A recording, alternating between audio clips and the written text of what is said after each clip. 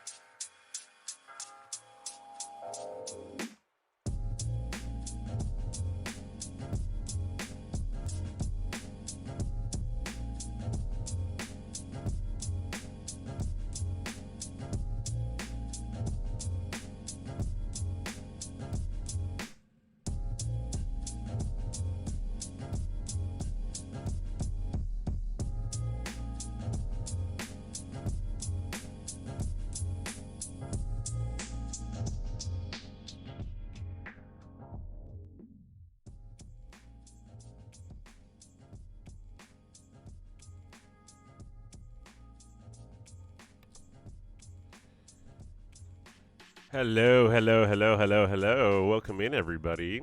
You're watching Three Bears Gaming. My name is Herb. I use he, they pronouns, and tonight we're doing our, at this point, our periodical mental health check-in with our lovely friend, therapist, and licensed social worker, Brandon Powell. I'm going to give him a call on Discord here in just a second. Yeah, welcome in, everybody. We haven't done one of these since like the end of November, but honestly, what is time? That feels like not even that long ago. It feels like a month ago, even though it was more like 2 months ago. So tonight we're gonna talk about various things, and maybe I don't know, maybe make each other feel a little bit better, a little bit more relaxed, a little bit more equipped with the tools to deal with the mental and emotional effects of everything that's going on in our lives, and for that matter, everything that always goes on in our lives, because it's tough to be a human sometimes. Um, yeah, let me give Brandon a call and we'll start.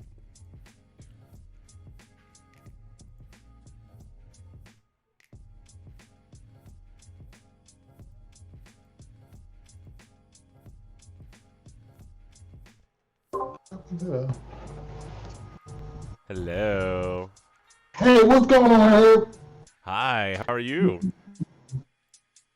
I'm good. How you doing? I don't know what's going on. Hold on a second. It's okay. Oh, yeah. Let me All get right. this. Hey, what's going on? There we go. There we go. Let me move this over real quick. Oh no, there we go. That's perfect. So yeah, I think it still hangs a little bit, but that's all right. That's all right. We're gonna work with Ooh. Uh-oh. Good. How you doing? it. Hold on a second. All right, there we go. Hi. What's going on, Herb? I just woke up and I just had a little bit of, I guess, dinner, you could call it. Yeah. How are you doing? How was dinner? It was great. I had a good time. I'm just enjoying trying to be a little social. I'm like trying to limit the amount of outside things that I do, but like every now and again, it's like you just gotta get out of the house. I can't just be up in here all the time. So it was nice. I had some margaritas. So I'm like, okay, let's go. That's cool. I haven't had a margarita in a minute. Yeah, it was nice. It was a good time. So I'm glad to hang out with friends and expand my circle and whatnot. So it was a nice time. Cool.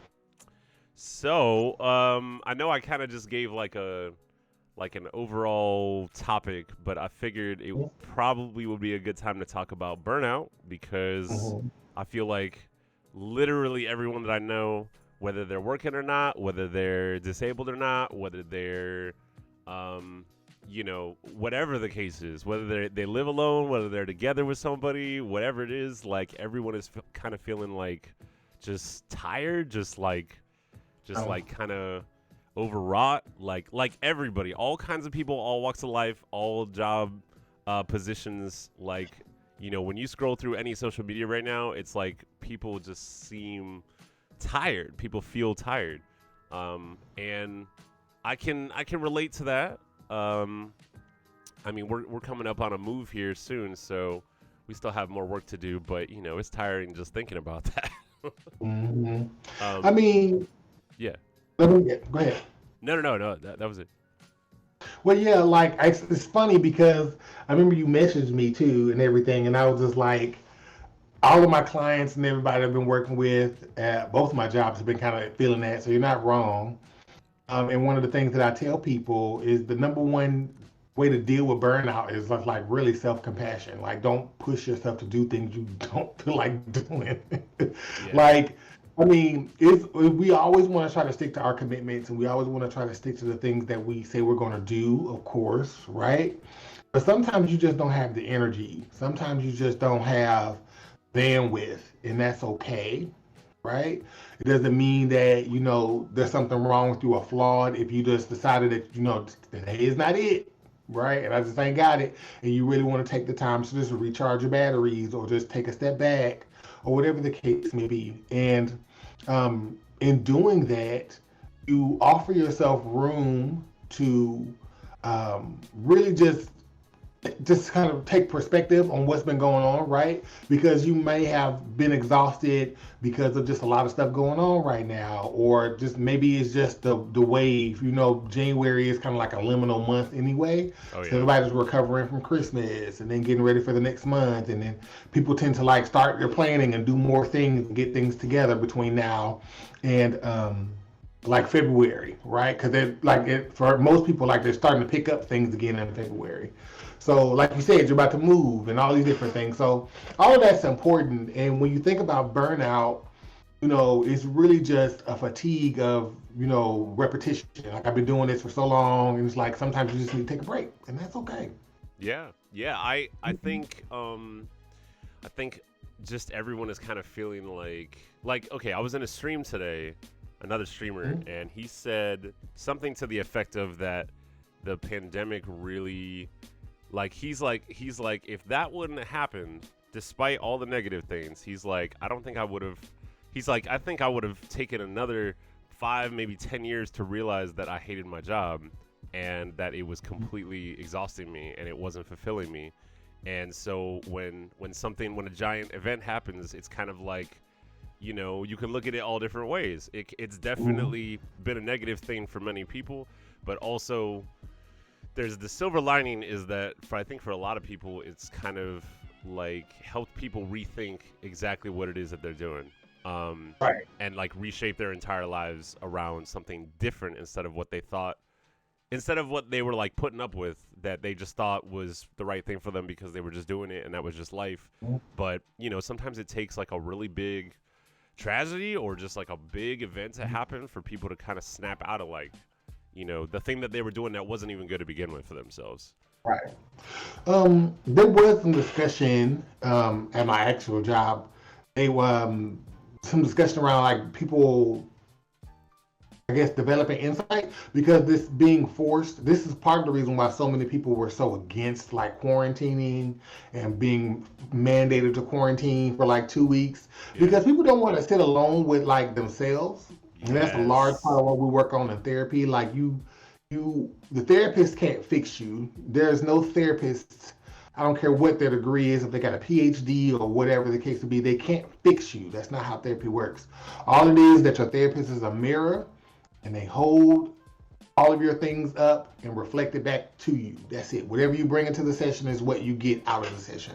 So when you are left alone with your thoughts and your feelings and your experiences, a lot of people are like terrified of that. Yeah. And for various reasons. And I remember when I first started this journey, I couldn't understand why, right? And then, but I think I had just had the benefit of having a lot of stuff and wanting to work on it before I even wanted to actually be a therapist. Like in a real sense, I knew I wanted to help people, but I wanted to try to not let all the stuff that's happened in my lifetime weigh me down Right. or prevent me from being able to move forward. So that was just my mindset to the jump street.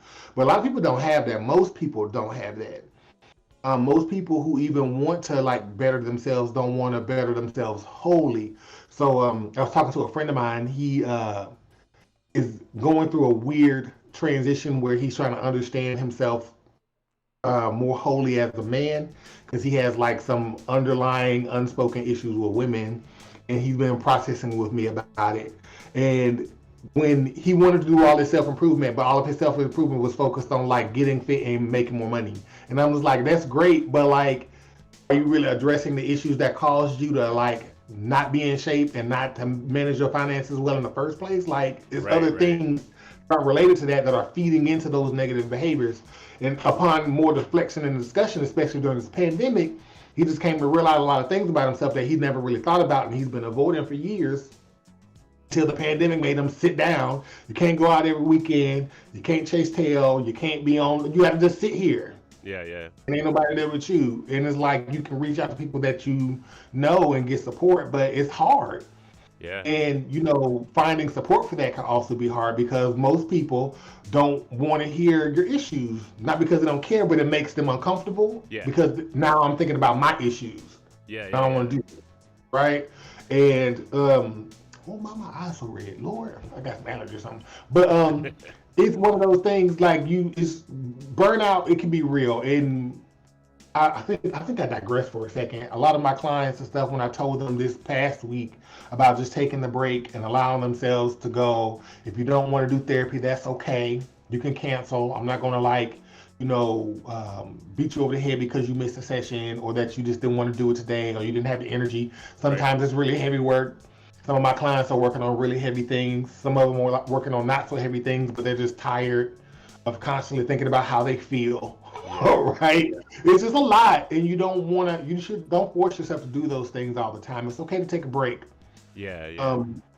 It's okay to this conversation leads to so many things because like I encourage my clients like go do something mindless. Go do something that's like just I want to encourage people to do low vibrational things, but sometimes they have a benefit, right? Just to go watch something ratchet on the television that's just enjoy the nonsense, right? It Yeah. doesn't have to mean anything. It doesn't have to, impact your life in some significant way. Sometimes it's just funny to laugh at somebody doing something dumb on the TV, and it doesn't have to go beyond that. That's It's true. okay, right? Yeah. Not And that's everything just has a to be deep. form of decompressing. Mhm. Yep. No. Yeah. No. I was just not everything has to be deep for sure. I mean, that's part Yeah. of like I think something I really enjoy about streaming is that we can talk about real stuff, but we can also sit and do art or play games, and there's like a nice dichotomy going on of like Right. we can talk about whatever, but we can also just sit back and watch dumb shit. I definitely, of course I like impactful emotional games too, but I also like stuff where you just run around and slash stuff, like that's Like it doesn't. Yeah, it doesn't have to be that serious. yeah. I have a link here. I found this and I thought this was interesting. I don't think I ever saw it illustrated in this way. I'm gonna put it here in the chat. So this is like what somebody describes here as the burnout cycle. Mhm. And I thought this was interesting. It goes from the honeymoon to work harder to chronic stress to illness denial to no drive and apathy to burnout. And I have been through this cycle so many times and seen it illustrated in this way. Mhm. This is someone's obviously their own take on it, but there's a lot of information here, and I just think that like it always helps to have like a visual representation, like comics or a quick few slides of something helps kind of relate a lot. I mean, I think a lot of people, especially since 2020, have found a lot of community around artists, drawing representations and making comics about the stuff we're going through, because it's so much easier to just look at like a cartoon character or look at a drawing and not have it be like a real person, and then it's easier to kind of like relate to it without passing a judgment because it's not an actual picture of a person, it's not a real person. So but yeah, I've been through this so many times. Like the honeymoon for sure. That is a real thing. That's the thing where you have a new project, you have a ton of energy, you're like, oh my God, this is going to be amazing. And you kind of throw yourself at something and it feels really good, but it's real easy, especially for somebody who kind of has like a hyper focus like myself. It's real easy to just kind of like dive all the way in and then spend all my energy and resources on that thing. And even if it turns out good or it makes me money or whatever it is, that doesn't necessarily mean that I should have busted my ass as hard as I did to do it, because there are costs that like are sort of invisible costs. That's not to say that like, sometimes we do have to push ourselves to, to achieve greatness, as they say, or to get something done. But like, I think sometimes the focus seems to be so much of the time on completely overdoing it, completely like running yourself ragged just to get whatever thing it is done. And many times we do that to ourselves. It's not like a thing that we really have to do. No one's gonna fire us if we don't. No one's gonna leave us if we don't.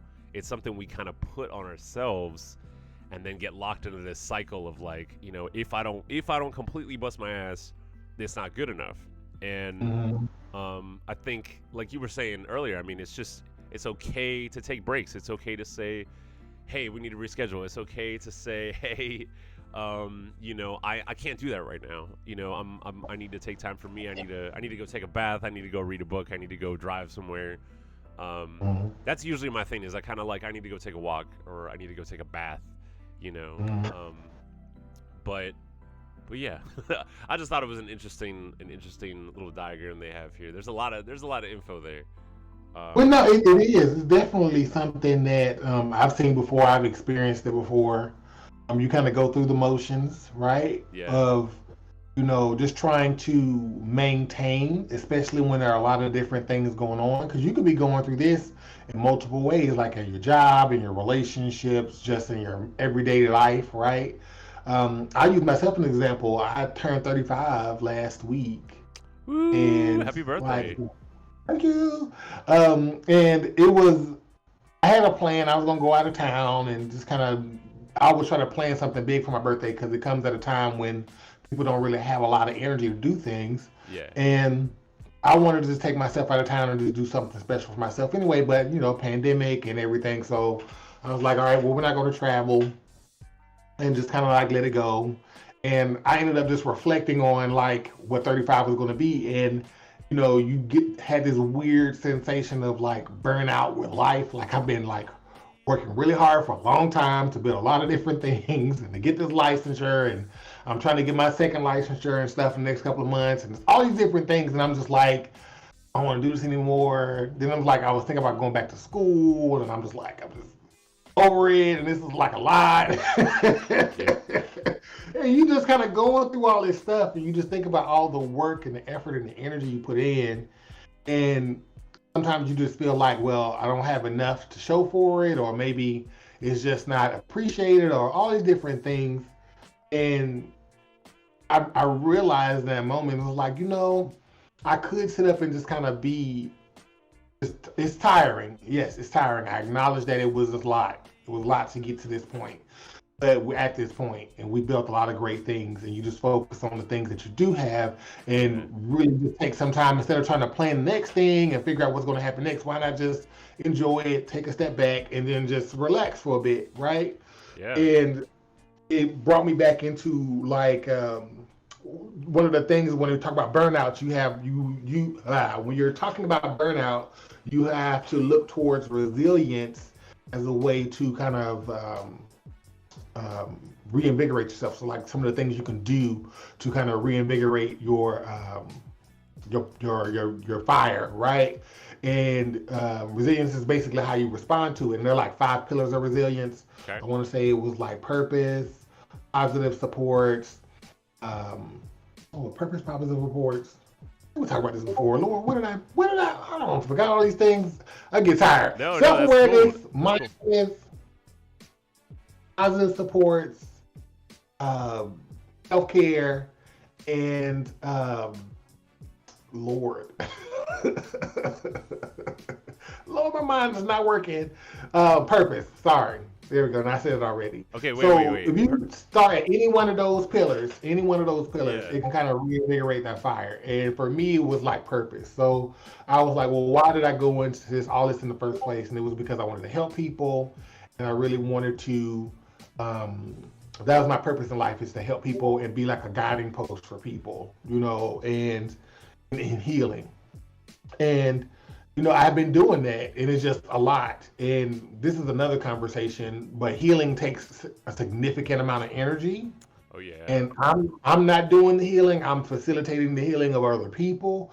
So that's me. And in facilitating the healing of other people, I'm also healing myself. right. So it's just, and it's constant. So it's like it doesn't stop. So you're just gonna be exhausted, and you're gonna be burnt out, and you're gonna be, healing from other people's trauma and other people's issues as well as your own, and then constantly in this cycle. And you have to take moments to like just like kind of shut down for a second. And that's why it's important, like, when you're on your process and you're on your journey, if you really want to get past whatever that hump is, you have to take a step back and just focus on the self. do Yeah. things that really reinvigorate you and bring joy to you. And oftentimes that doesn't involve other people, even if they make you happy. Sometimes, the practice of experiencing joy with other people is still a job, Yeah. right? So like I know, my partner really enjoys, this type of food, and I'm going to go out my way to make this type of food for him. Even though I like doing it, it's still something that I would have preferred to just kind of lay in the bed that day. I Right. wanted to do something that made him happy. So like I've traded off me doing the things that I really want to do, which was lay down, for something else that I wanted to do, but like it's still like an expenditure of energy. Yeah. So you have to be very honest with yourself around some of that stuff, and that can be difficult too because you to be your whole fullest self, you have to focus on the self, and a lot of people don't want to do that. Well, yeah, a lot of people don't want to do it, and I think there's many reasons for that, but I think a very strong root cause of that is that we're told that any focusing on ourselves is selfish. Like Mm-hmm. a lot of our lives, we're told all these conflicting messages. We're told that you should have it your way. It's my piece of the pie. It's one man against everyone. That whole mentality of like the individual. But it's Mm-hmm. also like I've heard a lot of times in my life that when I legitimately like set a boundary, or when I legitimately have to take a break and I tell my friends, hey, I can't go do this thing, or whatever it is, and I have to like focus on me, I've been Mm-hmm. told like to my face like, oh, that's selfish. And you know I don't really think that that's the case. It can be in at certain times with certain situations, but I feel like there is like a stigma over putting yourself first. And I don't know. I mean, sometimes you just have to. You have to put yourself first, because if you don't, you're not going to have anything left to give. You can't pour from a cup that's empty. So you have to take time and fill it up again. True. Um, this is actually interesting because we talked about this at dinner today, Oh yeah. and I think it's more of like a generational thing too. Yeah. A friend of mine, she mentioned that millennials are very focused on the self, right? And we were, like you said, we were taught like nothing's going to be permanent. You really need to take care of yourself. You really need to do these things for yourself because all of this could go away at any time. Right. And we really need to make sure that we're putting in the effort and the focus and the work to make sure that we have what we need, because none of it's going to be there tomorrow. Right. So, and I think like we're the first generation of people who have like all this student loan debt, because Yeah. people who can, our parents and stuff were going to master's programs for like $90 a Yep. semester, stuff like Yeah. that. It was like we're hitting 25 with like $100,000 of debt off the Yep. rip. And then they want us to buy a house, and then they want us to have kids and do all this. I was like, what are you talking about? But they got to do that. Our parents got to do that, Yeah. It's because by different the time now. they graduated, they only had like maybe $5,000 worth of student loan debt. Yep. Yep. Yep. And then they were able to buy a house, and it was like the house cost like $20,000, right? Like Yeah. that's the total. Like, and it was like a 5-bedroom home, like Yep. Yep. like 100 acres, and it was like it was just different. So, the conversation is extremely different. And then also, when I think about these types of things, a lot of that pressure is based in heteronormativity. So, like, Yes. Thank you so for saying that. those Yep. straight people in the conversation, or straight identifying people in conversation, but a lot of these rules and these ideas and these concepts were based in like patriarchy Yep. and like ways to kind of prevent people from being an individual. Because like right now there is like a conversation around like millennials specifically, we not having kids. Yep. Yep. Like the straight ones or the gay ones, like we're just not having kids. Like we're not doing it. Like a bunch of us are over 35, and for women that's like a issue, because there's some issue around birthing. It can Right. still be good, but then like it's just like risks and stuff associated with being too old and having children. Right. I think there's some new stuff coming out about men being really old and having children. That type of, like, it's just a lot of stuff, and like we're just at the point where like we would rather just not do that, Yeah. right? Yeah. I Because mean, we it saw isn't how it it isn't got. feasible a lot of the time. Yeah, it's not feasible. And then on top of that too, like when you think about it, like there's so much that goes into having children that's wonderful. Like children are blessings and they Yeah. bring so much joy to your life. But in reality, children can't really do much but take, right? Because Yeah. that's what children do. They take until they get grown up, and then Yeah. they have their own children and they take from them. But then we're like, well, no, I don't want anybody to take anything from Right. me right Right. now because I don't have anything else to give. And the few things I have to give, I'd rather give it back to myself. So, and we see that even in our economy, like the government and the country is not giving anything to us or helping us to get to a better space like they did our parents. So like we're gonna be just stuck up the river, we're not a lot, and then be expected to do the most. So a lot of people are just starting like really buying into that narrative, especially with so much of the heteronormative ideals being dismantled, right? Yeah. That you have to have children, you have to be married, you have to be in a relationship, you have to like think about the well-being of others. And it was like, well, millennials are like, well, if you thinking about your own well-being and I'm thinking about my own well-being, then we covered. Right, right, We don't right. have to keep doing all this stuff. And it turns into a lot of like debatable concepts and topics because I'm pretty sure what I just said could be controversial to some people Oh, and they sure. might have a difference in opinion, which is totally okay. It's just like really thinking about your life is like you said before, it's a stigma around, putting yourself first.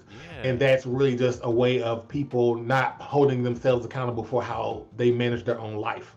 Right. Yes, yes. You have to take care of yourself. And it just, you don't want to do that all the time. Yeah. No, Mm-hmm. recently, I mean, it was the Pope came out and basically said that anybody who doesn't want to have kids is selfish. And, like, Yeah. you know, I can see where he might come to that conclusion because of his agenda, but I'm just like, y'all, that is such old school thinking. Maybe at a time where, we really needed to survive as a species, sure. But we're way past that. There are so many Yeah. people in the world, and if everyone were to have a child, if every single woman were to have a child, like this year, that would probably not be a good thing on an economical or many levels. It wouldn't be good. Not everybody's supposed to have kids. Not everybody wants to have kids, and for that matter, not everybody can have kids. So, Yeah. I think that narrative is definitely it just feels very old school. Like it feels like out of touch, and like you said, we're in a new world, Yeah. and we have to kind of like learn a different way to go about it. Mm-hmm. Something I always hear whenever I've been in any sort of 12-step situation, it's cliche at this point, especially if you've been in any 12-step. But something they always say is that, like, it's the whole like airplane mentality when you're on the airplane, and the steward is explaining, like, what to do when if the cabin air pressure drops and the masks come down, and they always say put your mask on before you help the person next to you put it on, even if they're a child, even if it's your mom. Put yours on first before you help the next person put it on, because if you pass out and they're young or unable to put it on themselves, then there's two people who can't put it on. So it's a silly metaphor, but I mean, like, It's it valid.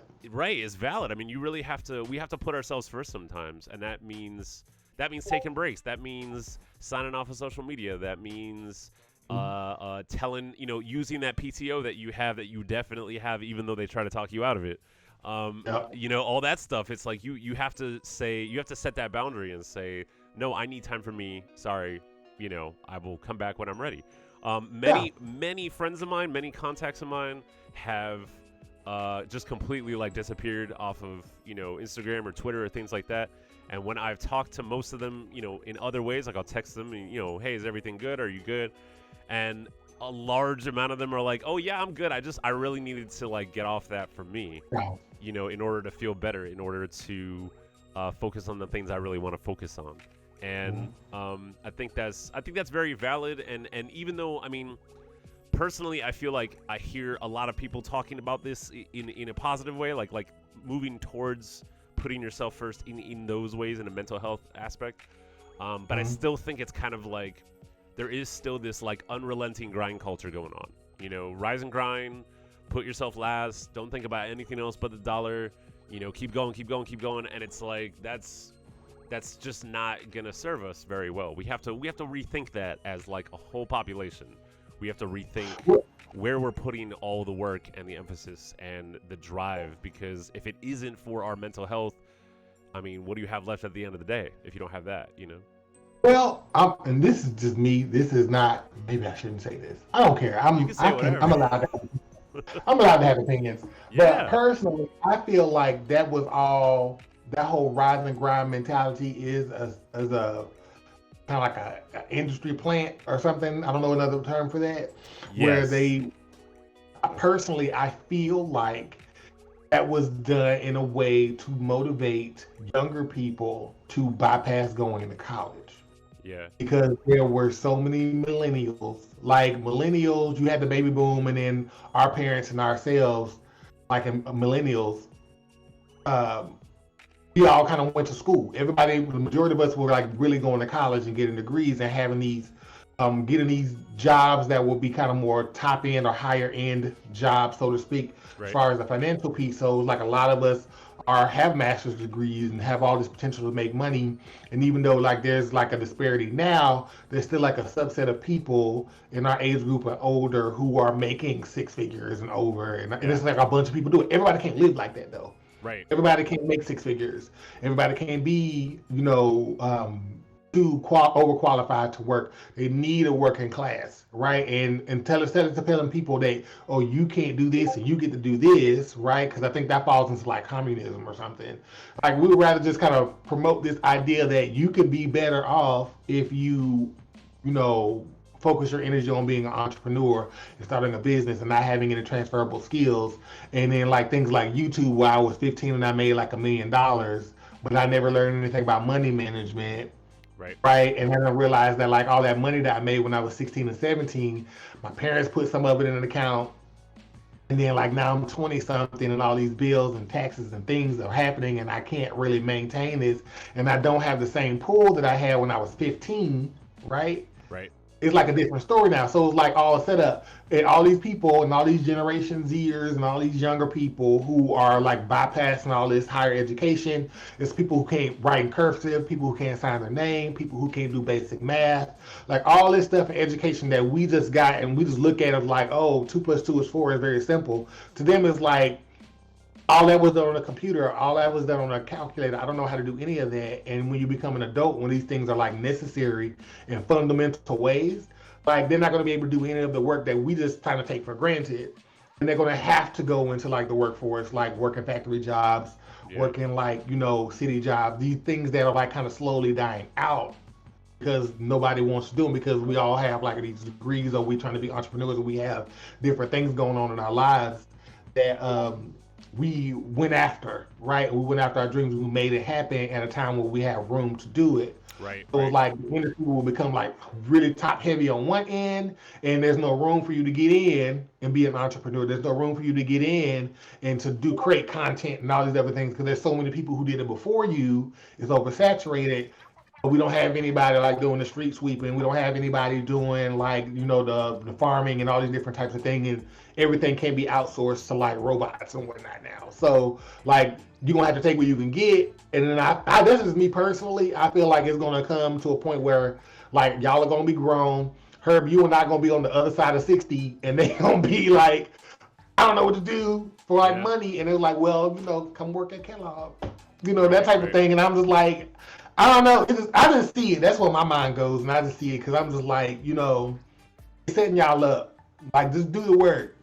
All this Instagram and all this stuff is fun, but like, just do the work. It sucks. You don't like it. A lot of us didn't like school. I like school, but like a lot of people don't like school, and that's okay. But just do the work and get through it like everybody else did, and then you'll have something they can never take away from you, which is your education. Yeah. But that's just me. That's just my thoughts. But No, I get you. I get you. I think there's like many paths to whatever you want to call success.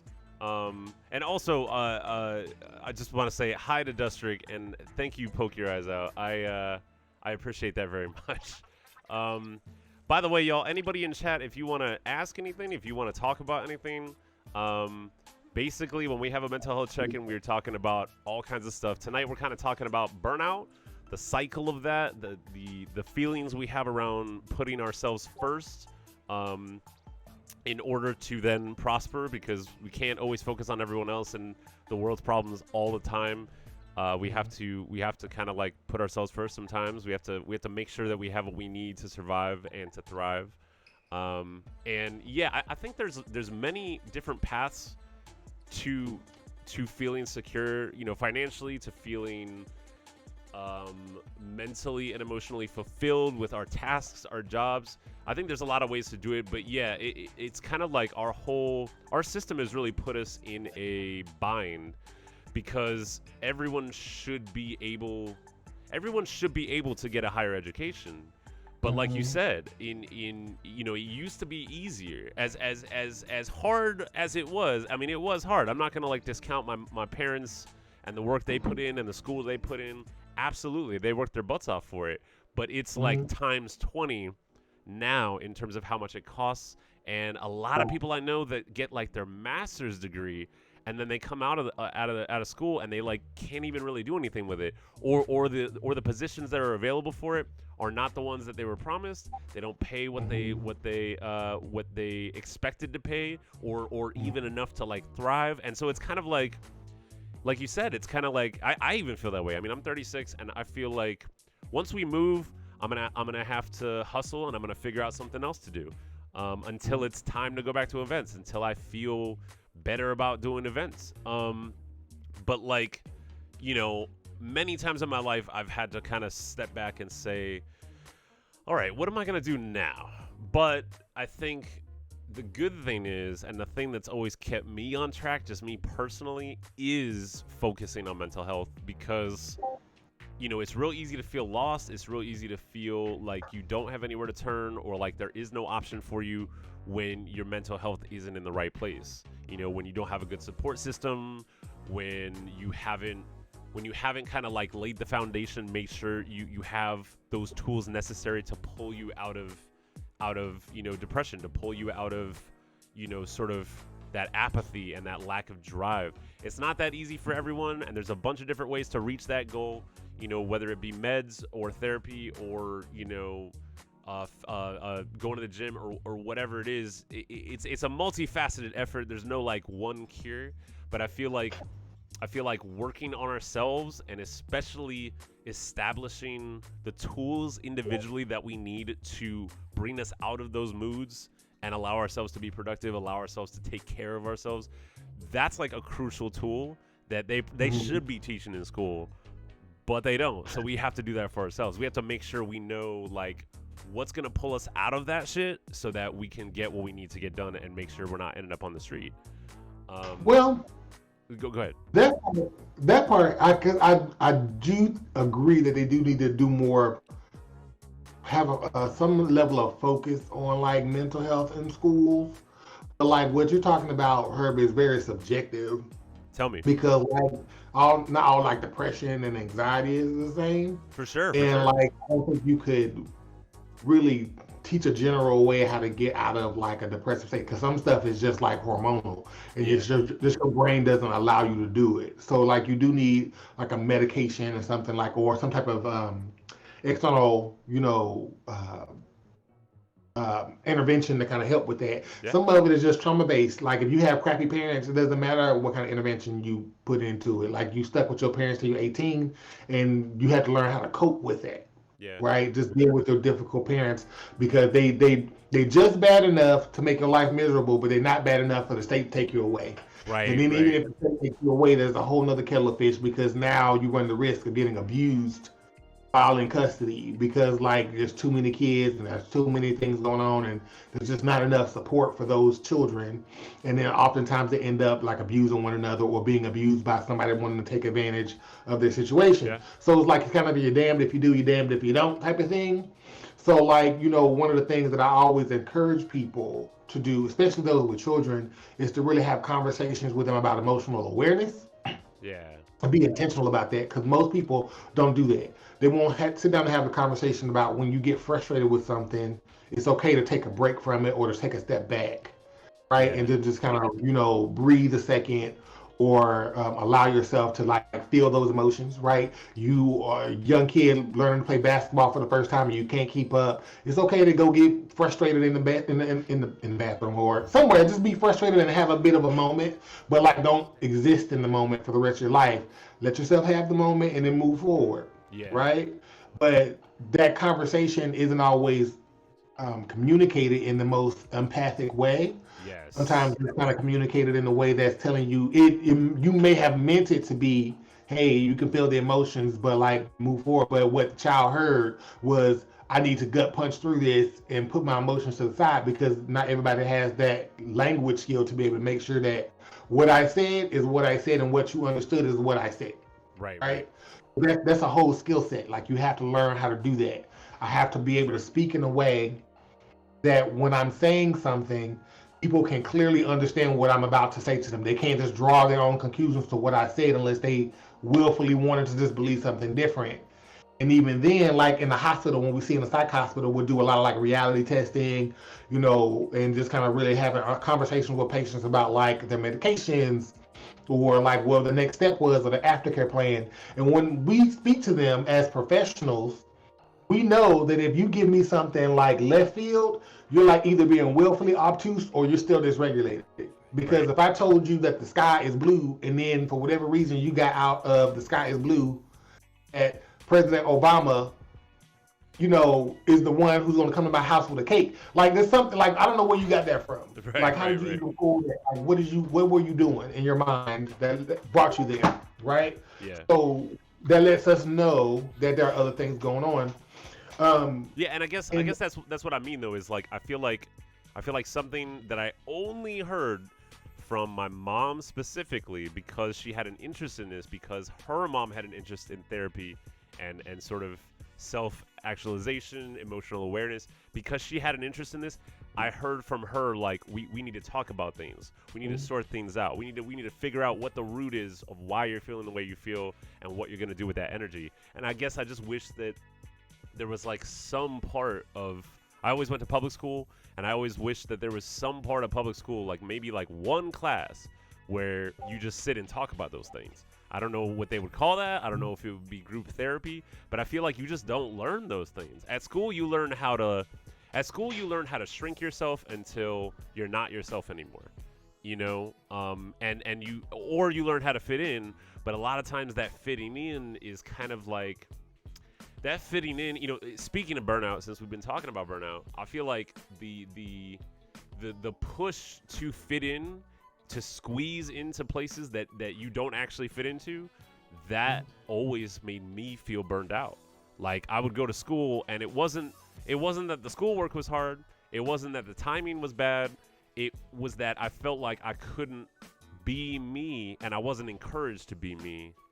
And I definitely wasn't given any of the tools to deal with that fact on an emotional or mental level in school at all. It was all, the only place I got that was from my mom, and I'm very grateful for that, because a lot of folks don't even get that from their folks. right, it's I think that's wonderful that your mom was able to do that for you, because a lot of parents, like you said, don't do that. And I know it's kind of like a new trend, so to speak, especially like in Montessori schools, to teach like more like DBT based skills. Like that's all about emotional awareness and regulation. It'll teach children how to regulate their emotions like more effectively, which I think is for any parent, with small kids. Don't wait until they're teenagers and junior high school kids to learn how to regulate your emotions. Talk to them when they're 2 and 3 about feelings, Right. right? I work with smaller kids, we would call them big feelings or big boy feelings, big girl feelings. I like Like that. you are 4 or 5 years old and you're dealing with like the death of a parent. Like that's a huge thing. Yeah. Grief. Right? How do you explain grief to a 2-year-old? Right. Can't really, right? So, you can just tell them what the words are, but they don't mean they understand what those words mean. So, like being able to sit with small children and give them that's like teaching them a tool to be able to care for themselves when they get older. And the larger part is like, modeling that behavior. So, like, don't let your children, well, I won't tell you don't, but like be mindful of what your children are seeing you doing. If they see you gut punching through life and you just went through all this heavily emotionally charged stuff and you just kind of kept going and then just kind of created, all this chaos in your wake until you felt better, like they're going to do the same thing, That's right? And they might not be as resilient as you are because they might not have children on their back. So, like, my mom was a good example where she wanted to break down several times, but she couldn't do it because she was raising 2 kids. And it's right. like, I can't break down because if I fail, then they gonna fail. So Yeah. that was what pulled her through. But I don't have kids, so I can't go through that same process. You know what I mean? You have to find your own way of being able to care for yourself. Lord, Yeah. my nose running. No, that's very true. That's very true. The kids are watching. The youth is watching for sure. And even in, obviously, if you have kids, like Poker has to say now, he has a 2-year-old. If you have kids, they're obviously watching you. But even if you don't, I've been talking about this a lot lately. As LGBTQIA folks, wherever you fall in that spectrum, if you're in that spectrum, the young ones are looking at us. They are looking at who's out, who's visibly queer, who is like, what they're doing, what they're saying. They're watching. They're looking for people to emulate. They're looking for people to follow. They're looking to see what we do when we get burned out, what we do when we get angry, what we do with our emotions. And, yeah, like absolutely we have to take care of ourselves, but I also think there's like a slice of like we have to make sure we understand the impact we are giving to the youth, because everything we do, they're watching. They really are. I used to think, oh, well, I'm never going to have kids, so I won't pass on any of my bad habits to people, right? But then I started doing events, and I met a lot of people, 19, 20, 21, 18 plus, and like they would straight up just copy someone's behavior that they also saw going down at the bar or in nightlife. They would just straight up copy it. Whatever it was, the way they order things, the way they talk to each other, the way they handle a breakup, things like that, they follow. So like, I think, we're kind of, an overarching topic, of course, is burnout, but we're also talking about our own like personal responsibility to handle ourselves, to make sure that like we're good, to be aware enough to like fix our own shit. Not that fix isn't a good word, but like to handle our own issues, to handle our own problems, and make sure that we're able, we're at a level where we're good and we're able to then give to others. And I feel like that, doing the work on yourself really does help others. It may not seem like directly, you may not see the results of that, but when you work on yourself, someone else that you don't know is watching you. And the better that you get, it gives them more reasons to like, oh, maybe I should think about taking care of myself better. Maybe I should quit doing that thing I know that doesn't serve me. Maybe I should set those boundaries, So it really does ripple out. So what you're alluding to is like called modeling. That's a part of development, especially like in the early stages. So a lot of children, in those formative years, especially like between like 2 and 4, and then it kind of goes all the way up to like adolescence, really. Like they just model behavior, right? If they see their parents doing it, then they're going to do it. Yeah. If they see somebody in the community that does it and they get a lot of notoriety for it, then they're going to do it, right? Yeah. And it's not the same for everyone. Some people, it's really subjective, but like if you are modeling a behavior that reflects like resilience and positive outcomes and positive self-talk and positive, like insight, and awareness into yourself, it does set the child up or the youth, whomever is like around in the environment, it sets them up for success, because they're able to see and have a blueprint of how I can care for myself, right? Yeah. And even if I can't do it myself, at least I know who I can ask or have some, awareness of where to go to get that information. And, it's good for them to be able to access that. And the only thing I will add to that, though, is that sometimes people are too focused on showing just the positive parts of it. That's why I like the conversation around burnout, because like people need to see that life isn't like all roses. Yeah. And that toxic positivity thing that's kind of seek in. So like even when we're on the journey to like self-awareness and wholeness, right? It's not easy and it's not going to be great all the time. So there's a large part of it that is just really crappy. And if you really get into the deep cuts of the work, into like the shadow work and, dealing with your part of yourself that's just not the best, right? Because we all have things about ourselves that are just not good.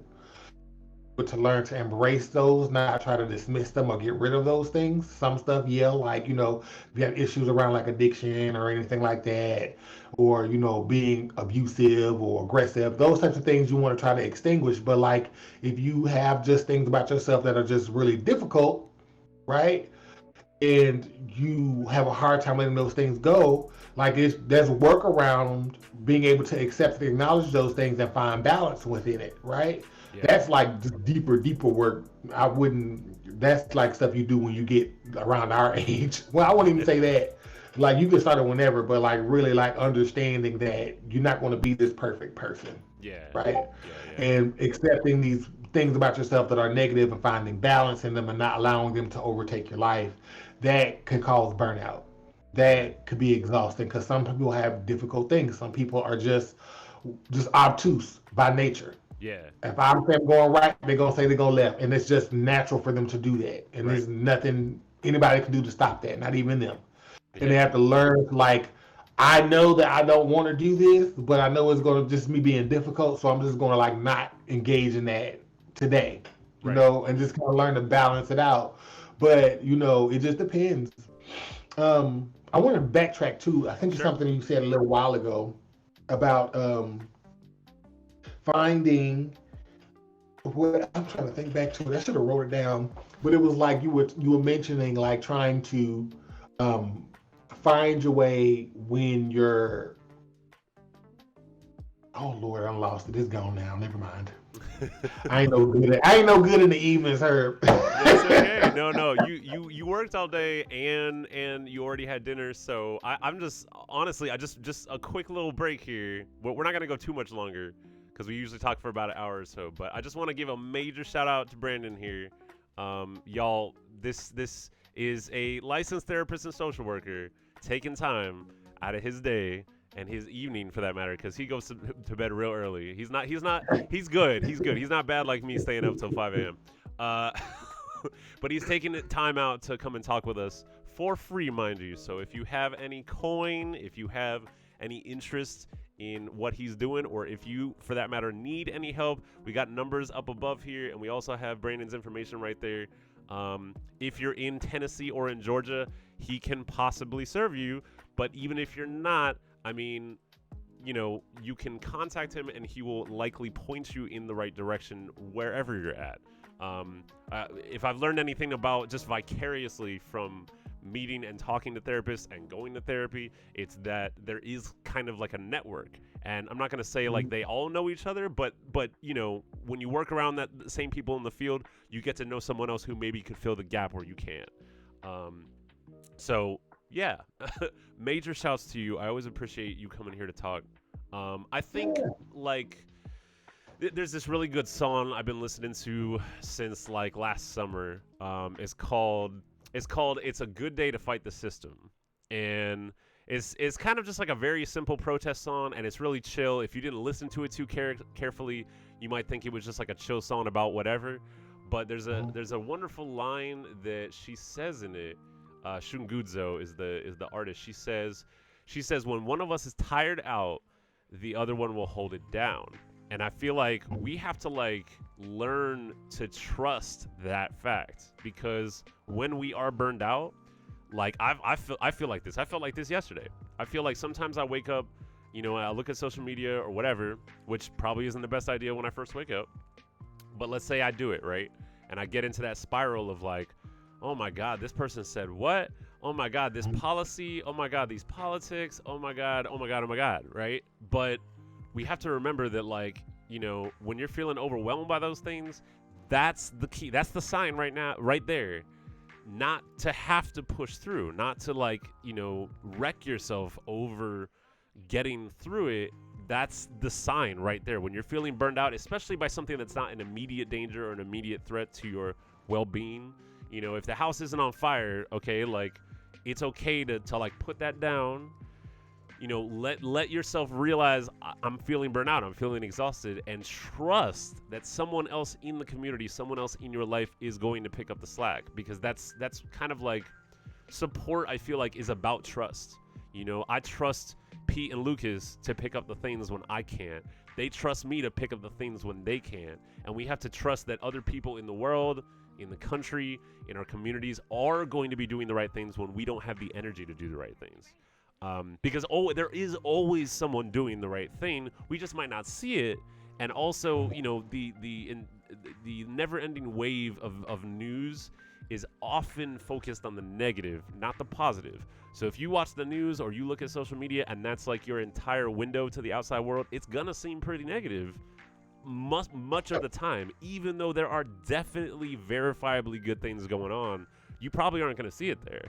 So, I think it's important to like remember, like when you're feeling burned out, trust that you can take a break, and don't worry, the world is not going to explode without you handling it. Like, that's something I have to work on. That's a message to me, but maybe that'll help somebody else. I feel like sometimes the whole world is on my shoulders and I have to like make it right, and I've spoken to a lot of other people that I know who feel similarly, and it's like, we just have to trust that it's going to be all right, and that it doesn't entirely fall on just us individually to do it. I just want to put that That's out true. No, that's true. I think that's a good message, to allow yourself room to just kind of heal and take a step back. What you were talking about kind of does fall under that 5 pillars of resilience, which is like strong positive social supports. So you built a positive social support where you have the ability to put things down and someone will pick up the slack, right? Wait. So that's like, tell me those 5 pillars again. Oh Lord, We got purpose, positive support, self-care, self-awareness, okay, and purpose, positive support, self-care, awareness, mindfulness. There we go. mindfulness. Okay. So mindfulness is it's thrown in there because it kind of separates you from the ego, right? Your ego kind of forces you or pushes you into things that usually lead to depression and anxiety anyway. Yeah. Because it's like a perception of the future or the past or whatever the case would be. Mindfulness just has you focus on the now, right? And sometimes the now means it's not about you or what your thoughts are. And the reason you're burnt out is because you're trying to make these things that aren't about you, right? And sometimes people are guilty of that. I'm guilty of that too. And it's like we do that far more often than we might realize.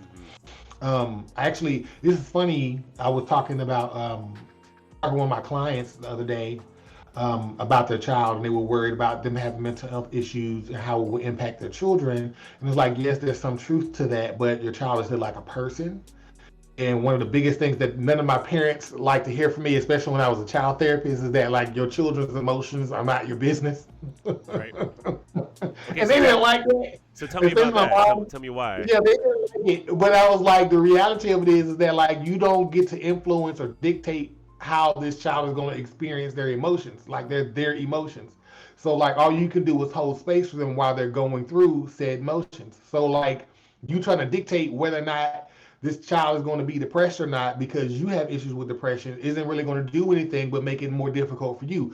Whether or not they're depressed or not is going to be kind of up to the game. So like sometimes you could be depressed, your children turn out fine. Sometimes they take it right after you. We won't know until it shows up. But you trying to make this thing not happen isn't really going to help you or them. It's just going to create more anxiety. Yeah. If you focus on yourself and model positive behavior, it's less likely that they'll go through that same thing. And even if they do, you model the behavior of a way to kind of get through it and get past it. So they have more likely of a positive chance or a positive outcome because you modeled the positive behavior and focused on what you need to do to take care of yourself. And it's like it's such a roundabout conversation, but like it always it's always interesting to have it because it's like, Lord, people don't like hearing these things, but like it's really important.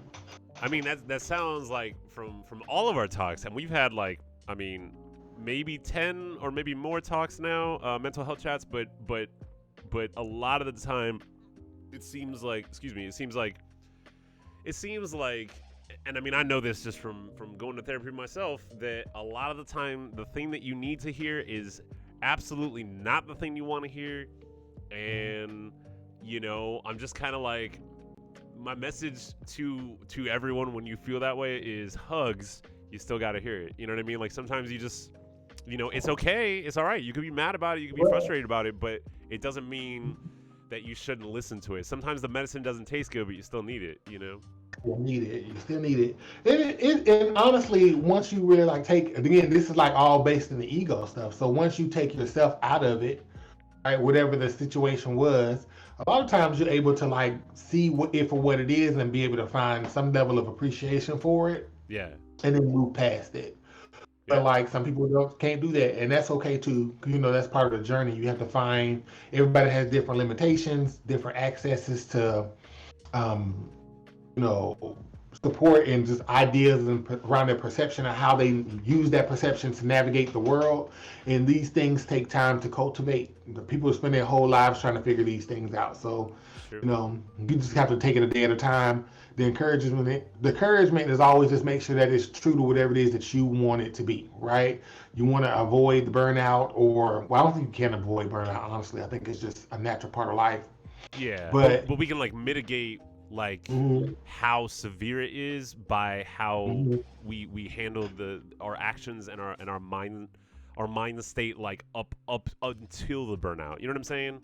mhm, Like I feel like yeah, it is a cycle, and we are going to eventually burn out with various things. You know, we get bored of stuff, we get tired of stuff, we get exhausted, but it doesn't mhm, have to be such a severe burnout every single time. I feel mhm. like we can do things to make sure that it's a little softer landing, or set ourselves up to like, okay, you know what? My body's telling me I need a rest. I'm gonna take a rest. I'm not gonna push through this so that so that I'm forced to take a rest. I'm gonna take a rest Mhm. when I feel the first time I feel I need to. I'm gonna take a little rest. You know? Right. I think we mentioned this a while back too, where sometimes like taking a break from something might mean re-engaging with something else, right? Yeah. So like we really into video games and we just kind of burnt out on video games. We'll maybe like replace video games with like I don't know, an old hobby you used to do back in the day, like you used to draw a lot, and then you just do that Yeah. instead of like play video games for a while, just to kind of like reinvigorate your love for it, right? Yeah. You could do that. Like that's a good option for a lot of different things, like really allowing yourself. I don't think that falls within the five pillars, but like you could utilize that strategy as a way to kind of help yourself, not necessarily quit doing something that you love, but just taking a break from it and then just really refocusing your energy on something else that you love and pouring all of that energy from pile A into pile B, and then you just kind of bounce back, and then eventually maybe you add a pile C, and you just Yeah. bounce in between them until you find the balance. Mm-hmm. Yeah, I think well, just personally speaking, you know, we're moving soon, and I think I've moved many times in my life, and every time I move, like, okay, on one hand, obviously it's not like, you know, when I've moved, it's not like I move away from myself, so I still take myself with me. So it's not like any internal problems are immediately fixed. Mm-hmm. But I will say that every time I've moved, there's like something that happens, and I feel like when I'm not saying everybody should move. I'm just saying if you've never moved, if you've never lived anywhere else, and you feel like you're burned out, or you feel like you're tired, or you feel like you're ready for something new, sometimes changing the scene, changing the landscape, changing daily habits, changing the things that you see on a regular basis, it's not going to fix everything, but it's definitely like an aid towards feeling better about things because you have a whole new set of variables. There's a blank slate. You can make it whatever you want to be this time. Mm-hmm. Exactly. And that's like that's not the do all end all cure for everything, but I do think it helps a lot. I think people like discredit it a little bit, and I'm like, well, I don't know about y'all, but when I've moved, I have always felt better after I move because do I miss people? Yes, and that's why we have phones and the internet. Do I miss certain things? Sure, and that's why I can go back and visit anytime I want. But like, it's not like I don't know. It always helps me personally to get a change of scenery, change of pace, Mm-hmm. and some variety going on because you could say, well, you know, there's so much new things to look at, so much variety that I kind of like forget about the old stuff. But I don't think that's entirely accurate. I don't think I ever, you know, forget about, you know, old lives or old habits or whatever. It's more like, you know, you kind of, like you said, you do something else for a while, and then before you know it, you're caught up in that thing, and whatever was bothering you before, you know, isn't necessarily an issue anymore. It depends on what it is. Obviously, that's not a cure for you know, any sort of mental condition, any sort of, you know, anything deeply seated. You know, there's a lot more to work to do than just moving. I just feel like, you know, it's never really a bad idea to make some change in your life, and that may be something simple. That may be something really simple like buying a plant, you know, or getting a pet. But it could also be something like changing where you're from. Many LGBTQIA folks, especially trans friends of mine, have told me that once they moved to wherever, it made them feel so much better because they had a lot of trauma wrapped up in the place that they were from. And especially, for trans folks specifically, when you're raised a certain way in a certain place and people are calling you this one name and treating you this one way forever, and then you change, and then they have a really hard time coping with that, and they don't seek to be respectable or seek to get to know the new you, it really kind of, sometimes it just helps to kind of start over, Yeah. You get to start all over, and then like the person that you are is the person that everyone else in your new world knows. Right. They don't know that other person, so it's just easier just to start from there. That's definitely a really true statement, especially for like trans people specifically, because I can think of like 4 people off the top of my head right now who've been through that, and like it was such a life changer for them just to move to another city and just be able to start fresh from there as this new person. Right, where Well, nobody I guess- knows you. Nobody Yeah, can, like, nobody knows you. call back to anything. Nobody can give you shit for that time you did this thing or that time you wore this thing or whatever. Like, they don't know you, so they just take you at face value. Right. And I think that's empowering in and of itself. Moving to a new city is empowering because you figuring out just a new way of being anyway. So I agree with that statement. I think moving can change up the pace, and that sometimes it's just what you need. That's kind of why I came to Atlanta anyway, changed up my pace. So I get that totally. Yeah, like it's there's no one cure all, but I definitely think that's one that I think a lot of people kind of put out of the realm of possibility. They say, well, I'm never gonna have the money for that, or I don't know anybody there, or what would I do there? And it's like, if you never consider moving a possibility ever, or for that matter, let's break down moving. Moving is just changing. If you never consider making a big change in your life, then whatever's going on in your life probably isn't going to change until you change. So, to avoid, not to avoid burnout, but to sort of like, a good way to start a new cycle is to make a big change, and sometimes that's moving, Sometimes it is. I can't lie to you there, because that's literally like the number one reason why I moved here. I needed to change something in my life, and I'm just like, I don't know anybody that lives here anymore. Everybody else I know is gone to DC, so it's like I'm just here by myself, and it's like I have literally built a life from scratch in this place. So I get that 100%. Cool. And it's like matured me in a way that I never expected. So yeah, same. That's the thing too. It's a great teacher. It is. It's a great teacher. You're just going like, some of the stuff that I picked up, and I was just like, I would never have thought I would have been in this space in my entire life, but hey, here I am. Yeah. All right. Well, how are you feeling? Sore, but that's because of the gym this morning. That's good though. You sound like you've had a full day already. Oh Lord, I've realized that I'm always doing things. Yeah. I know. I don't want to burn you out. So I said I don't want to burn you out. So thank you for sharing your time. No problem at all. It's just I don't think this is like a burnout situation for me. It's just I was actually reflecting on my birthday. Actually, was part of the discussion with myself. I was like, I'm always doing stuff, and I just didn't really realize that like I did stuff all the time, and it was just so natural for me to be just like this all the time. Yeah. And I didn't realize, like, this is why you always, like, so tired. This is why you, like, just, like, clap out on the weekends and you just, like, just be in the bed. Because you like, during the week, this is you all the time. And I'm just like, you know what? We got to, like, work on that. But so hey, I have like, one thing that I want to read. Do you mind if I read something really quick? Okay, let me get it real quick. One sec.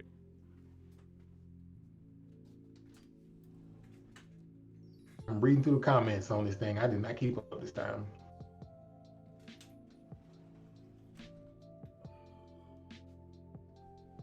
All right, so my mom sent me this book for the holidays. It's like it is specifically a meditation book for LGBTQIA folks, and I thought, Your mom is the best. What'd you say? Your mom is the best. Thank you. I agree. she cares a lot, and normally I'm gonna be honest. Normally, when it comes to like, I do believe in meditation. I do meditate in my own ways, usually involving water or nature. But normally, I'm not like a read a meditation book kind of person. But I will Mhm. say that I've been reading this, once a day, or here and there, and like I have definitely found some interesting things that I think are worth, at the very least, pondering or thinking about. So like, let me see here. Okay, all right. So this one right here really spoke to me, and I just wanted to read it really quick, and then maybe we could talk a little bit about it, and then we can get out of here. So this one is from January 19th. It says, as gay, lesbian, bisexual, and transgender people, we may have the sense that the recorded history of others like us has many gaps. Without role models, we may opt for the safety of trying to appear to be like everyone else, taking our notions of who we are and should be from heterosexual culture, like you were talking about earlier. Sensing our difference, we may be tempted to consider ourselves inadequate, somehow defective. Finding out who we are, who we need, and want to become is vital to the process of our recovery and mental health. We must cultivate relationships with those whose lives inspire us with courage, truthfulness, and self-respect. Role models whose examples show us how to thrive as our authentic selves. And I think I just wanted to put that out there in the world. I feel like anybody who is not straight, I feel like we only have so many role models. There aren't that many.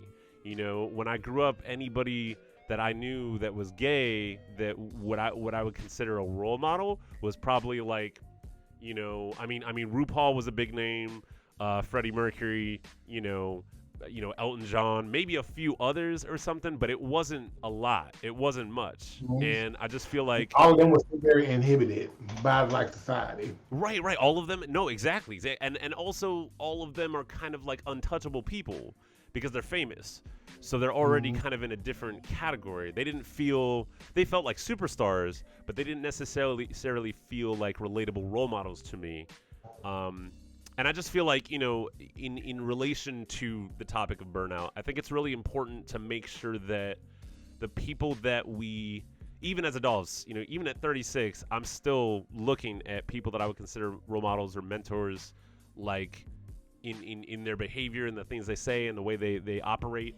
And I think it's important to kind of like surround ourselves with people that we really value and are doing the things that lead us further away from burnout, that lead us into, kind of good practices, good mental health, situations, things that we can do, like, that make ourselves better, not just to look cool, not just to be famous, not just to make money, but also to just feel better about ourselves. I think that's really important. And we don't have a ton of role models. So if you feel like you don't have that, like I often feel like I don't have that, then I think, what I gathered from this reading is that, we kind of have to be that person. So, even when it's hard, even when you're tired, even when you don't want to, like, brush those teeth, right? Even when you don't want to, call that relative who is supportive and not toxic.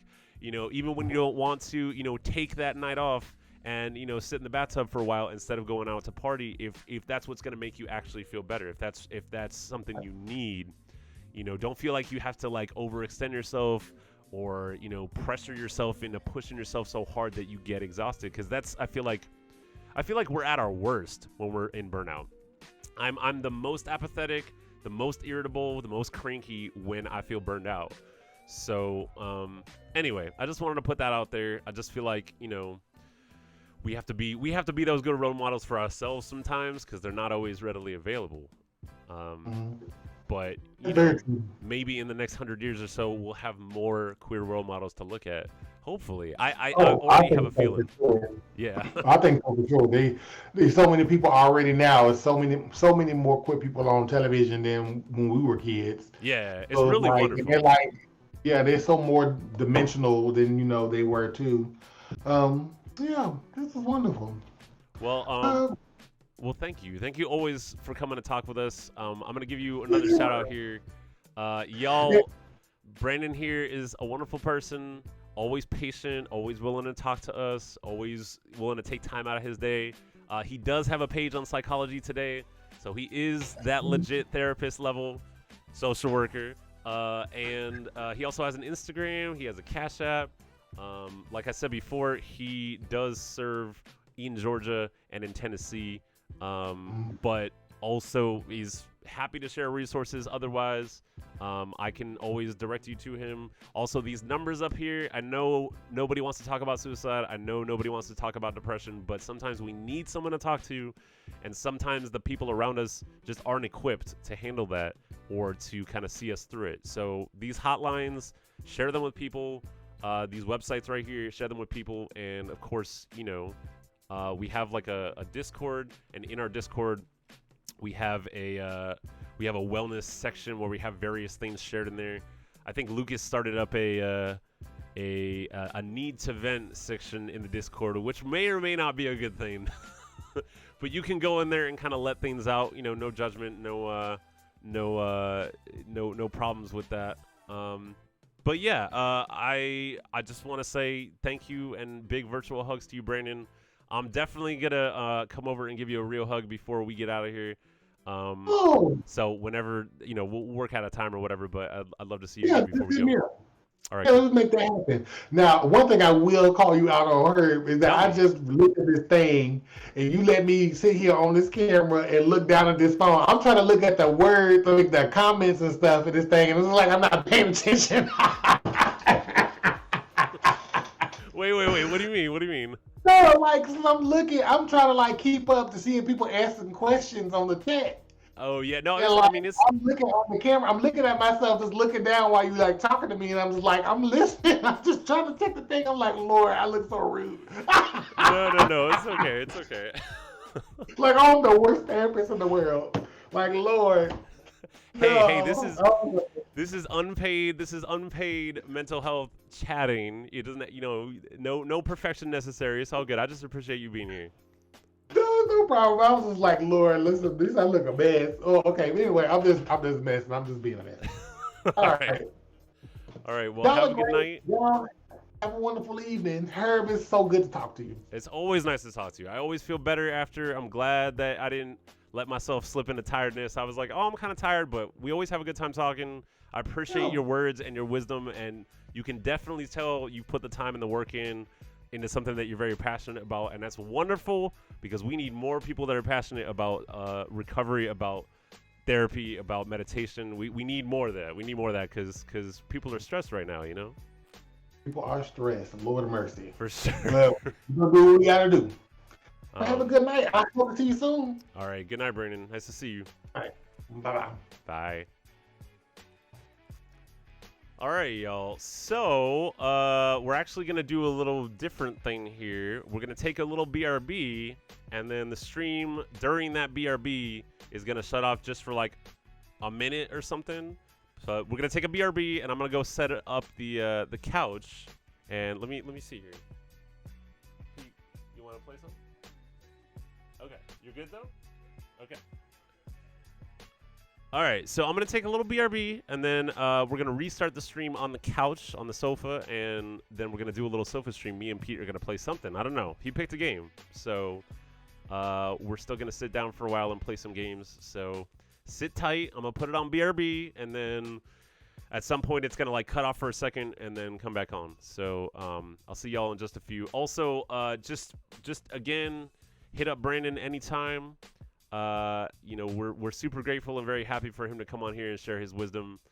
It really says a lot because he just worked all day. I texted him this morning at like 5 in the morning, and it's 10:30 now, and he managed to make enough time and energy for us to have this conversation. So I really appreciate that. If you're feeling burned out, take a look at this chart that I found. I find things like this helpful. It's nice to have an artist's sort of take on stuff. It's nice to have like an actual illustration that may help you kind of realize when you're feeling burned out or realize the cycle, because this cycle is some real talk. I've definitely gone through this exact thing before. This year already I have, and definitely in the last 2 years I have gone through this cycle a few times. So make sure you're taking care of yourself. Make sure you have some kind of meditation in your life, whatever that is. Do it. Whether it's nature or water or smoking or whatever it is that calms you, that brings you to that place of zen. Please do it. We all need it, whether we think so or not. Yeah, I'm gonna BRB, and then we'll come back and play some games. All right, BRB.